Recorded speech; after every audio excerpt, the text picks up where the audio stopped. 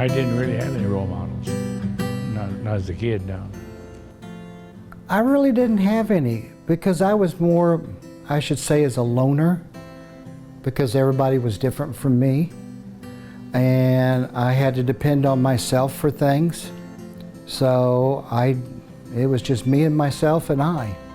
And with me, I'd say my mom and dad, and then I had a few school teachers that I always felt close to. And getting back when you know you're gay, even in 7th grade or 8th grade, and you have a PE teacher that you hear rumors in the community that she's living with a woman. And I guess my PE teacher, as so many, like Meg Christian's song about the gym teacher, I think was the title of it, and it fit me perfectly.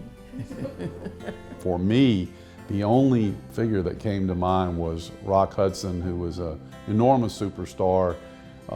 He came out of the closet in 2 ways. In fact, it was probably his AIDS diagnosis that led to him coming out of the closet as a gay man in the mid-'80s before he passed away from AIDS. And Rock Hudson was this idol of the 1950s and 60s. And he was viewed as the most machismo man you could imagine. You just would never have thought. He broke every stereotype that back in that day people would have had about a gay man. And I think RuPaul, to this very, very day, is a very huge influence and a very big worldwide influence, not just in the gay culture. But my father was definitely my biggest role model. And I smell his pipe tobacco in my car every day when I drive. He is with me all the time. My mom, my poor mom, who suffered from me being such a radical and having my picture in the paper and being on radio and TV, and she was largely at fault, for she was the one that told me about Mahatma Gandhi, about Martin Luther King. She gave me John Steinbeck to read and Pearl Buck, and it was my mom. And Rosa Parks, for standing up for what she believed in. I respected people who, no matter what the cost, no matter if they were beaten for it, I looked up to people with that kind of nerve. And that gave me a backbone growing up, especially in my teenage years. I would say one of my significant role models was the priest who was my mentor as I moved towards ordination. He suggested a book by an author whose name is Brennan Manning, and the name of the book was The Ragamuffin Gospel.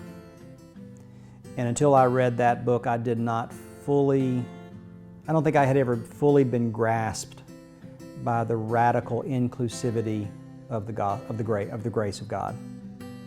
My parents, because they always treated everybody equally. I feel like I gain a lot from everybody, so I don't have a role model per se. I have multiple people that show me that things can be possible and that, with a little bit of adversity, you can find your strength.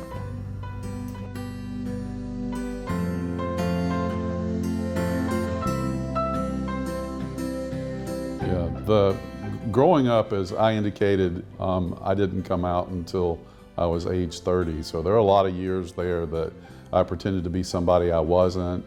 I was very uncomfortable. I had lots of shame. I did, in fact, date quite a bit. And that's back to that truth. There's nothing like living a big fat lie for a lot of years to give you a lot of angst and a lot of anxiety, and I definitely did that. In the beginning, like I say, you're brought up, you go to school, you meet a girl, you get married, and you have kids. When you can't talk to anybody, and I knew I was different in grade school. I had these feelings, but trying to sort through them, I had nobody I could discuss it with. And even when I went into the service, it was just as bad, because you couldn't talk to anybody because I would have been dishonorably discharged. Part of the fear of it, and of course at that time, although I was enjoying my sexual exploration of that whole realm and everything, I just did not want to be gay, because being gay just means you're going to get your ass kicked. That's all there is to it. You're going to be made fun of, you're going to catch crap. Most things come down to religion and money. And they'll use one or the other against you. I battle depression every day, but not because I'm gay. No, I'm very proud of who I am and what I am. I have a strong belief in God, and I have a strong faith in God. God does not make mistakes. He's perfect. I was raised that we're all created in His image. So I don't believe that homosexuality is a sin. I do not believe that I'm going to die and go to hell because I'm homosexual. I know that when I pass this earth and God is ready for me and He comes to get me, I will be reunited in heaven with my family members and friends who have gone before me. I remember the night that I was planning to take my own life, and something made me dial Rick Collar up. And I did, I called him. And he stayed on the phone with me for 4 hours until my worst urges had passed. And to me, that was pure love on his part. And that was a pivotal moment for me. From that point forward, I never looked back. I only looked forward to being the best man, the best gay man I could. So 16 years ago, when our son did come out officially to us, my husband and I were really concerned. You know, if he's going out to the bar, you know, a gay bar, is he going to be safe there? It was certainly way pre-Pulse, but you know, that idea was in my head, like, oh my God, what if somebody decides that they just need to do harm? And there I was thinking, oh no, how is this going to work? Small towns aren't really known to be very friendly towards people who are different than them. So I did have that fear that if I was alone at any point, you know, that something could happen to me, or, you know, and there had been points where like I would catch wind of it possibly going down before I knew, and then I would like opt to not go places or do things because I'd be afraid that, you know, something would happen to me. When I was living as Terry Morgan, I met a gentleman in the Fiesta one night, and we both had been drinking, and he offered me a ride home, and of course, you know, there were plans, so to speak, as you know, and he didn't know where I lived. And after I got in the car with him, I have a very good judge of character. I started feeling funny about the situation, and he happened to pull down my street not knowing that was where I lived, and he was in a Thunderbird, an older model, and in the Thunderbird in the glove box there's a button that will unlock the trunk, and there was someone hiding in the trunk, and he asked me if I would get out and shut the trunk. Well, I had already suspected something, so I immediately went to reach for my purse, and he grabbed it and pulled a gun on me. So in order to protect my life, my money was tucked in my bra. Little did he know. So I let go of the purse and I jumped out, but he had asked me to get out and close the trunk. Well, the plan was that when I got out and went to go close the trunk, the other gentleman was going to jump out and they were going to jump me and kill me. And they both were charged and went to prison for that.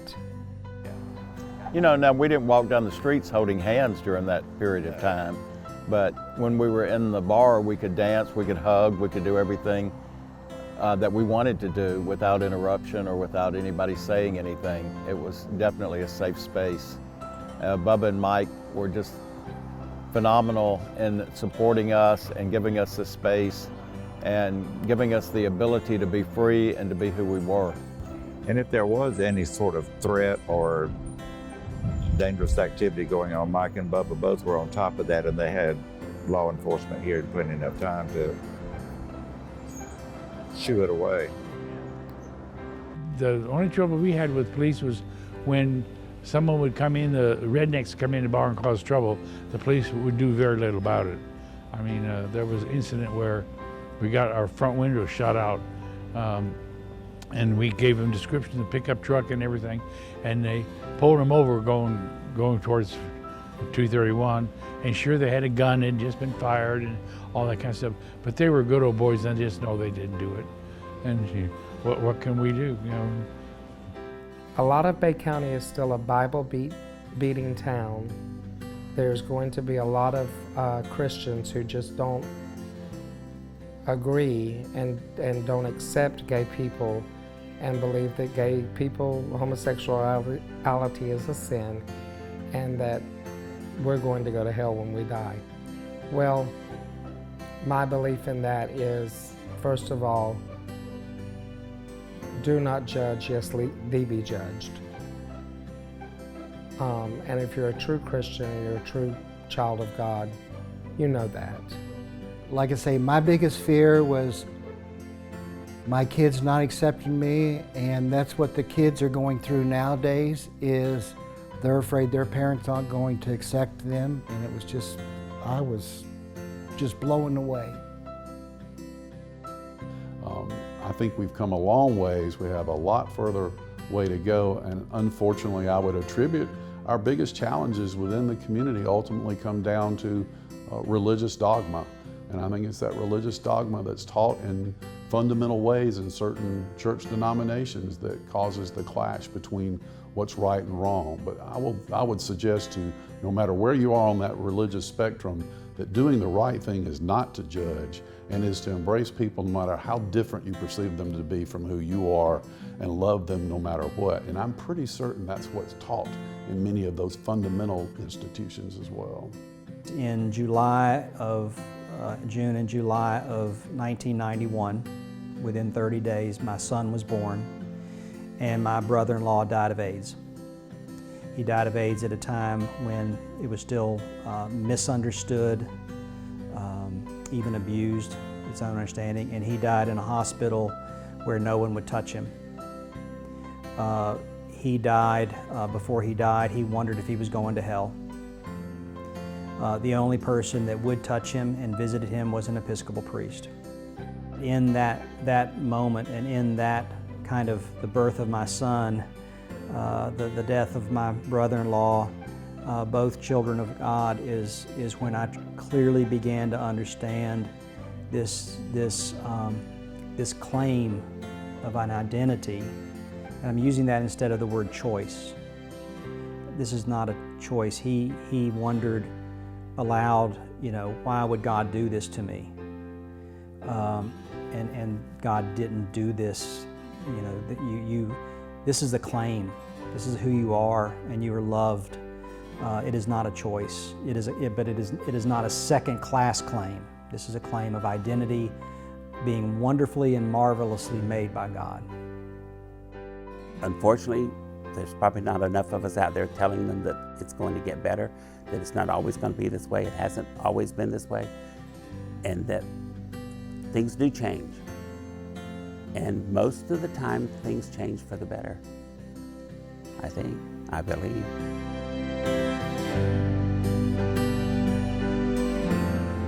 I think that history defines our future. Without our history, it's hard to know where to go from here. So you need to know who came before you, what it was like, the challenges they faced, how they overcame them, because you're still going to face challenges, and having that history of knowing how other people dealt with adversity is going to help you as you develop as a young man or a young woman in this society. I was so involved in ERA, we had a Chicago gathering that filled several city blocks in open blocks that they had for that kind of thing. Archie Bunker's wife was our speaker, and we were thousands and thousands. And you know, we're still struggling for some of those same rights, but not under that title. Certainly, the 1993 March on Washington for LGBTQ rights, that was significant. I had never been exposed to that many LGBTQ people in my entire life at that point, and I was overwhelmed with joy. And I believe that that march has really helped change our society for the better. The gay marriage really opened up some really good doors. I think we should have just as much rights in life to date and marry who we fall in love with, just like a heterosexual couple. And I think with the rights that they have from your tax table of putting two incomes together in one household, I felt cheated all my life that I couldn't do that with the person I loved. And just this past March, we were able to file together for the first time ever.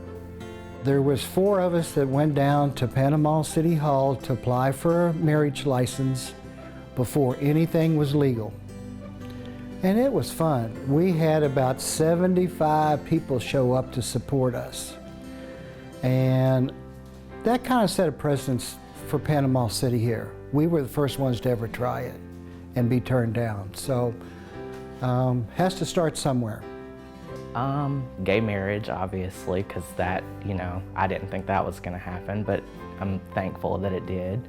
And kind of to get off topic for a minute, you know, I'm really like thankful for all the people who before me were, you know, brave and, you know, said what they needed to say, and, you know, so I'm thankful for those people who paved the way for me. Acceptance. I see it manifesting itself through education. Back in my younger era, there wasn't so much newsletters and publications for people to learn and read. And I think that publication, social media has helped a lot.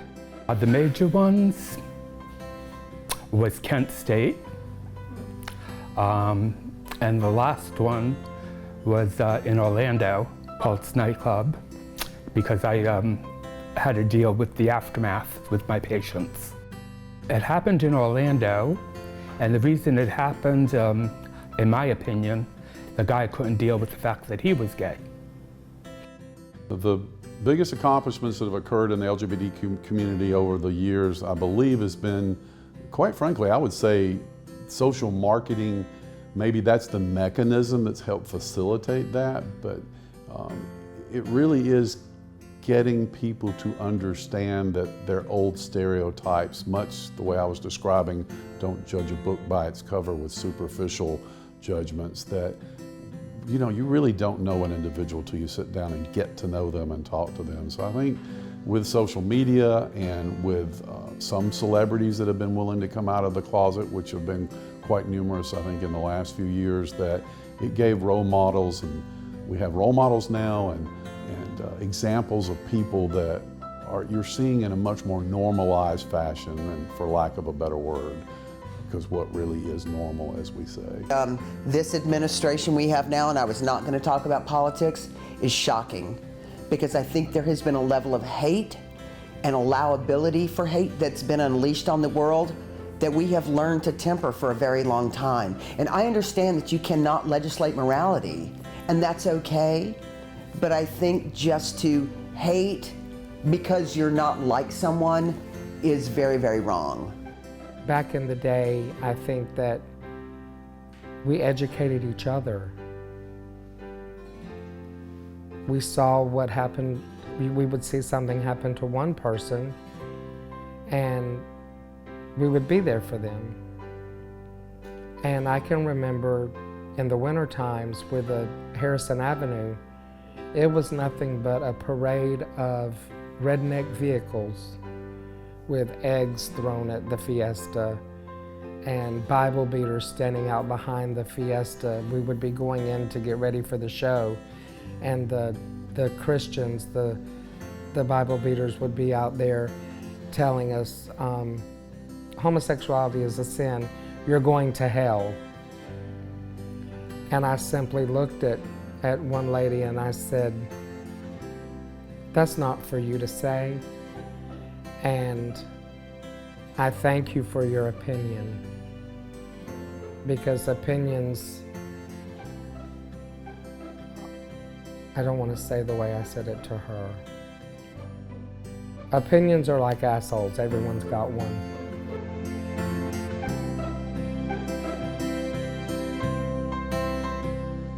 I don't know why I get so emotional about this stuff, but like even those times of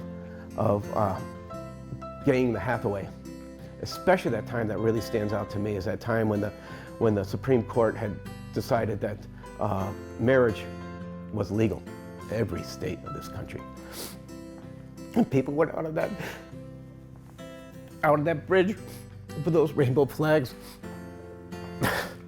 It was such a great celebration. People were so happy and so proud.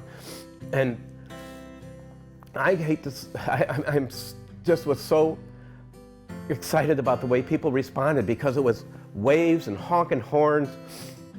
And they really, I think they really enjoyed that they had an opportunity to celebrate with us, that this was happening in our country. And it was that was quite a moment. That was really quite a moment. When I can talk with somebody on the phone, such as a mom struggling, or even a young person struggling, and I feel as though I've made some connection with them, that's great. And I feel as though I've helped them, that's wonderful. Life is all about connections and what we do with them. And I am happy to, I'm just happy to be available as a contact and as a connection for people who need it. I'm proud that Bubba and I had the gay bar business for as long as we did, as representing the community, the gay community, and we tried real hard to run a good, clean business, and without being scandals. I feel proud that I was able to be in a very loving, monogamous relationship with my husband, Richard. I'm very proud of that, because early on when I came out as a gay person, it seemed to me that the gay culture was very promiscuous, and committed relationships were hard to come by.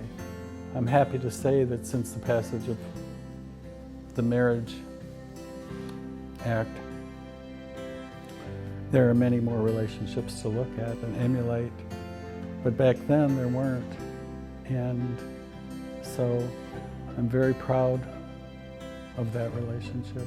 Through what PFLAG has totally come and done years back, 13 years back, we were so involved and happy to get to go to Ron and Richard's home for the first anniversary of PFLAG. And we had been at some meetings before that when we heard that there was going to be the first anniversary party.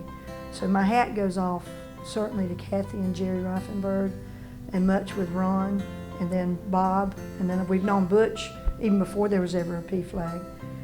We've known Butch for so many years, of him coming into the likeliness of things we've done through the community, and they're my heroes in this town. I talked to a couple of young guys that are in the military, and they're like, you know, really young and in the military, and I shared my story with them, and they just couldn't even comprehend, because now it's completely different. So I guess that kind of makes me proud to see how far we've come as a society, you know, that makes me proud. It makes me very proud, and it makes me proud to be a part of it, you know, to be a part of the gay community. The work I've done, I've always been like a radical. My brother said I was out before it was popular. When I see something on television or in a video that we have all collectively made together, and I think that's what I like most, is working with other people. I like collective efforts, collaborative efforts. I don't think any one of us by ourselves is just absolutely the greatest thing ever. I think we all need each other. The fact that we can actually say that, you know, we are who we are, and we're not as judged as we used to be. Now I see all over Facebook, all over any social media I see them on the news. Even in high school, they're out, they're living their lives. They're not hiding that they're gay, they're not hiding that they're lesbians, they're not hiding anything.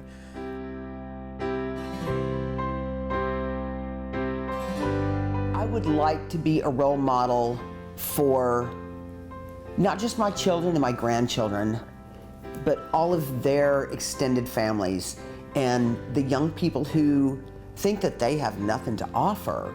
I think we are all so beat down as children, and everybody's a workaholic, and it's all about what can you buy, what can you get, how many iPods can you have, and I think that the youth they are our future. And our youth has to be saved, and they have to be told that you are okay exactly as you are. I would like to be a role model for the younger generation. As far as a role model for the younger entertainers that are upcoming, I would like to be a role model for them, and I would like for them to be able to feel like they could come to me with any questions that they may have. Kids, with my kids, and they always come to me. They came to me before, and they were telling me about one of the guys when they used to live with their mother before they lived with us. They was telling us about a guy that was letting all the kids use his car and everything. I said, "You sure he's not gay?" "Oh no, he's got a girlfriend." I said, "Well, your mother and I was married too." And then wasn't 2 months later, he was arrested because he raped one of the kids.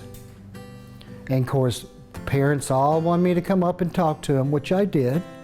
So, I mean, it made me feel good that I could let them know that most people that molest kids are not gays. And I think that's important because, especially in this area, because that's most people think we are as child molesters. I am a role model for the young people.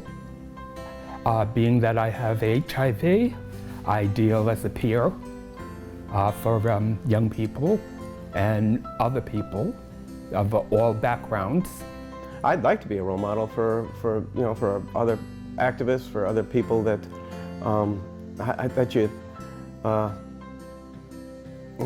I work with.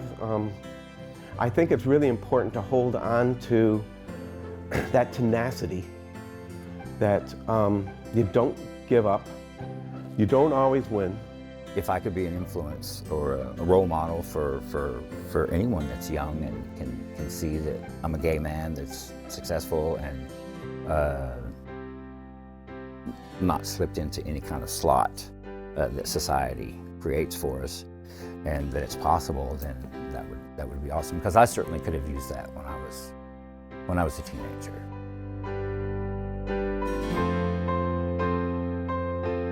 I would tell my younger self, be louder and prouder. Go for it faster, quicker. I think what I would say to him at 8 or 9, please don't let your sexual orientation ever be a reason why you can't come to your parents. It's gonna be okay, and that, sorry, to be patient with yourself, and that everything is happening and it's not always your fault. It's gonna be okay. That's it. Just that it's gonna be okay. Do everything that you've done. Keep on fighting. Be honest with yourself. Don't ever be ashamed of who you are or what you are. And be proud of who you are, because everyone is equal. No matter what anybody says, everyone is equal. If I could write a letter to my younger self, I would tell myself, be more proud. Don't be so scared. You're right. You know, your activism was right. You weren't. I think I would second guess myself less, and be out more. Even as out as I was, I think I would be more proud of it and be out more. That message would be to love yourself and to be who you are, no matter what nobody says. I wish I could have met her earlier, you know, and because we just melded together. So be yourself. Let love win. Let love win. Don't ever give up on who you are, because who you are is real and authentic and deserving of love. Amen. We're gay, but we're also your brothers, your sisters, and your children, you know. So that's the way God made us. It's not a choice, you know.